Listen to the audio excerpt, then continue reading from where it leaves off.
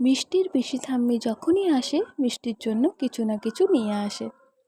আর এইবারে উনি এসেছেন আর এই বাথ কাপটা মিষ্টির জন্য এনেছে। আর এটা আমরা ভেবেছিলাম কিনবো, বাট কেনা হয়নি।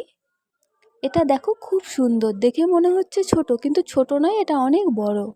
মিষ্টি মনে হয় 2 বছর পর্যন্ত এটা স্নান করতে পারবে। আর দেখো ওটার মধ্যে মিষ্টিকে দিয়েছি, ও কী পরিমাণে খুশি। আমি তো বলেইছিলাম মিষ্টি স্নান করতে খুব ভালোবাসে, আর এটা পেয়ে আরও খুশি।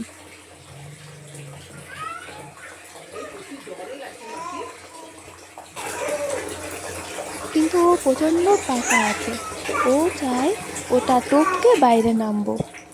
দেখো মজা ওর, এই যে ওটা ও টপকে বাইরে নামতে চায়, কিন্তু ও প্রচণ্ড পরিমাণে খুশি এটা পেয়ে। আর স্নান নিজেই করছে, যেমন করে বাচ্চারা।